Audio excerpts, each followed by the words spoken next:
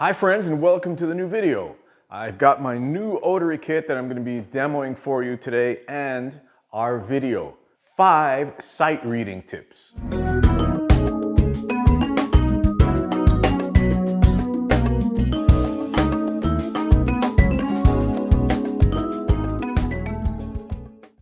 Okay, now sight reading, we all know it's becoming a lost art, but it can really help you to know how to read charts because it saves you a lot of time. Not only in the studio, but if you're learning songs, if you have to learn a new project, if you chart everything out, it's much easier than sitting there and, taking a month to listen to tunes over and over and over, trying to memorize them. Okay, some people can memorize really quick, but there's going to be a time where there's going to be so much material for you to learn that it makes more sense to just write everything out. So I'm going to give you 5 sight reading tips that are very useful and that are a key element in your ability to function with charts. Okay, tip number 1. Check all the indicators on a chart before you start playing. So what is the most important thing to me? Okay, I like to start off with the title of the song. So if you see a title of the song on a chart, it's going to kind of tell you what the song's about, maybe what the composer's intention was, what he's trying to communicate with the song, and the overall vibe of the tune. If you have a song called, the flowers in the ocean, it's not going to be, something that is double bass drum heavy. I mean, who knows, right? But it gives you kind of an idea, a picture, right? So that you can start to compose the picture in your mind of what you're going to play. Other indicators are tempo markings, style markings, groove. If it can say, a chart can say funk or rock or jazz or ballad. There's many genres that are usually up in the left-hand corner. It's indicated what the genre of the tune is. Okay. Other things to look at is the roadmap. Right away, you got to check out the roadmap. Are there repeat signs? Are there first endings, second endings, third endings? Okay, where do the DS al coda markings are? Make sure you know where you're going to jump from. If it's one page to another, or maybe 2 pages away, you got to make sure that you're going to the right spot and that it's not going to catch you by surprise. Okay, so the first thing to do is all that. These sight reading tips have proved invaluable because they really save you in the heat of the battle. Okay. Tip number 2. When you're reading, don't play one bar at a time.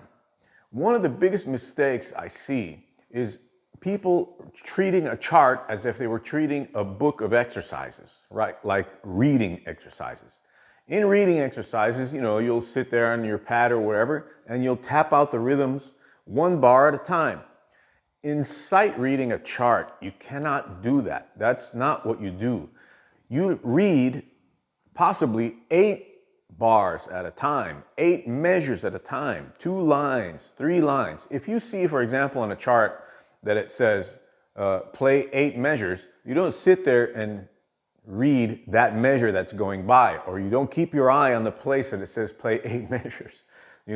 Use those 8 measures to look around, make sure that everybody's playing well. If you're, control your volume, see everything that has to do with the music, that you can keep your ear on everything and make sure that everything's in order, okay? Those 8 bars should be used for something, not sitting there counting 8 bars, okay? Now, another thing is you don't want anything to catch you by surprise. So if you see 8 bars just playing time, move ahead, make sure that you know what's coming. If you know on the 9th bar there's a figure, try to read that figure in your mind and check it out, seeing it in your mind while you're playing. I mean, that's a skill. It's a definite skill. You have to be careful when you do that. But I've been able to do that for a long time now. I think any pro can pretty much check that out as they're playing. And then at the right time, do the figure correctly. Okay? Now, if it's a long figure, okay, if it's a 4-bar figure, like in big band, there's many times where you have figures and figures and figures, 8 bars of nothing but figures, okay? You have to make sure that you read that in advance as you're checking out the chart. You know, go to see where you have any things that are full of figures and check it out in advance, you know, as much as possible before the count off, right? So it doesn't catch you by surprise. This, of course, takes reading skill as well. You know, the figures can't be an issue. You can't sit there and try to decipher what the figures are. You have to worry about interpretation and just reading them straight through, okay? So again, if you're sitting there and you see a section where it says 8 bars time, don't sit there and count the measures as they go by. Move ahead and go to a section where you see a lot of figures and make sure that you're prepared for that section. Okay, tip number 3, articulation. This is something that I talked about in another video, but on drum set, you have to make sure that your articulation is happening, all right? Now, a lot of people think that you read whatever, you know, Ted Reed book, you take it and you just play it on a snare. That's reading. That's not reading, okay? There's long notes and short notes.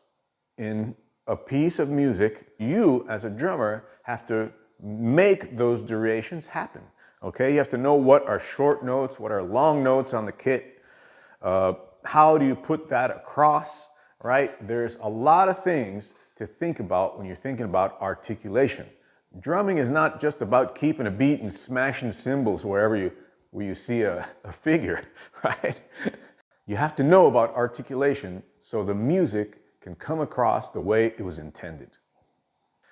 Tip number 4.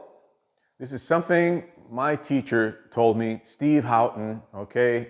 I mean, everybody who studied with Steve knows about this.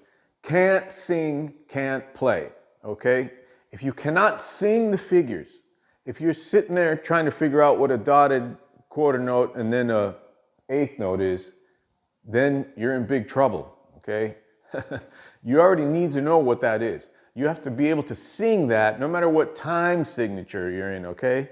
Can't sing, can't play. If you can't sing it, can't hear it in your mind, you're not going to be able to play it, okay? So that's a very important skill. Now, one thing that I do is I get together with a group of guys, or I've done it in master classes many times, you know, and what we do is we have a projector, and we just, as the measures are going by, we cover the measure that's actually being played. So people are forced to move to the next measure as they're playing the measure that's being covered, okay? So this is an example of that, what I'm showing you right here. If you can't sing a figure, it's going to be real hard to do the articulation properly, to play without having to think about what the figures are, okay? You have to automatically be able to sing them. So that's one of the best pieces of advice I've ever gotten. Can't sing, can't play. All right, tip number 5. I saved this to the end because this is something very interesting and something that can vary from player to player. All right, it's not so much about the notes, it's about interpretation, okay? You can have a quarter note and have 10 guys play it, and perhaps it's going to sound different with 10 different drummers, okay? Maybe there's, you know, the drum sizes, the type of cymbals, how many cymbals you hit together, if you just hit one cymbal, if you just hit the bell, you know, there's a ton of variables there. So your interpretation is very important as a musician. How you develop this, how do you develop good taste? How do you develop musicality, let's say, a sense of musical aesthetics? You have to listen to a lot of music. You have to see great drummers all the time. You have to listen to top quality music. Don't sit there and listen to garbage on the radio, okay? Because that's probably the worst cultural example of the art of music there will be, okay? It's designed to appeal to the lowest common denominator of people. And that's not what you want to put into your system. Think of yourself as a scientist, okay? Now, what does a scientist do when he's creating something? He puts in a certain amount of this chemical and he writes it down, puts in another amount of this, mixes it together, puts in this other piece of liquid, right, or whatever, and then they shake it all together, right? But they write down every step. This is kind of the approach that you have to take. You have to be methodical about what comes into your system. Don't allow external things to control your ear, okay? Don't allow music that in the supermarket you're forced to listen to this horrible music most of the time. Do what I do. Take some earphones, headphones, and don't be subject to that. Because everything as a musician, if you're a super sensitive person to music, everything that comes into your system is probably going to affect you. It's hard to block it out unless you have the ability to turn it into white noise right away. It's going to affect you. The things in your culture. Now, I've noticed this really hard when I was in Bali, Indonesia. The supermarkets play traditional Balinese music, for example, all the time, and that was wonderful. And then I get back to other countries and it's just garbage, right? So all those things affect your mood, they affect the way you interact with music. It's very, very interesting. So when you go to play, that's going to come out. Your environment is going to come out. So you have to control your environment as much as possible and make sure that what comes into your ears gets out into the world in the proper way.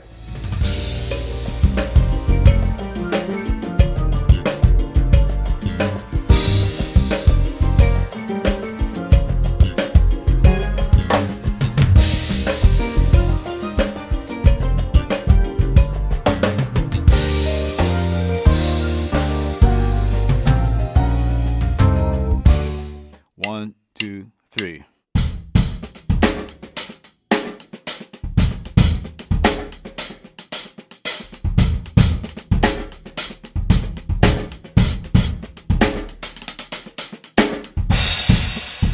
Right? That's one E and duh. Now, the second part, you'll notice it's one E and duh. Okay? On the one, on the E, and on the duh. One E and duh. Now, it doesn't sound so great if you just hit the bass drum all the time the same way with that figure. Kind of gets redundant. So what I like to do is have, again, kind of a big band approach to it to break things up. And this extends into jazz, whether it's trio playing or quartet or whatever, and big band. I catch a lot of the figures on the snare, okay? And I go to the ride cymbal too to make it open up. The hi-hat I use kind of for the beginning, and then to open the song up, I go to the ride cymbal. So it would sound like this. We're going to hit the phrase one E and duh, okay? So 1, 2, 3.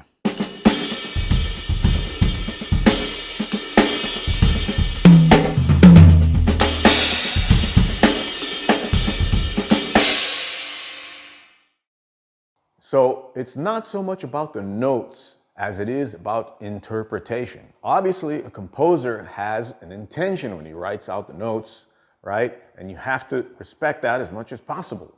But as I said, if you put maybe 10 drummers and give them the same chart, it's probably going to sound different. So make sure that your level of interpretation is the best with what you have to offer, with your particular voice. And developing your voice is something we're going to get into in another video, but your voice is what's going to make the difference between you and every other player. The last thing you want to do is sound like somebody else and be a generic type of guy, right? Interpretation is super important. Okay, guys, those are my 5 tips for today. 5 sight reading tips. Hope you enjoyed it. Remember to join my lesson site where you can work with Working the Inner Clock, Part 1 and Part 2.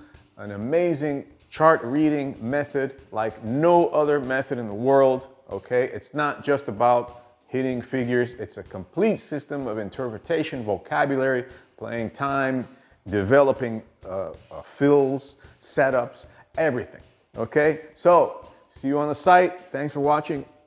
Peace.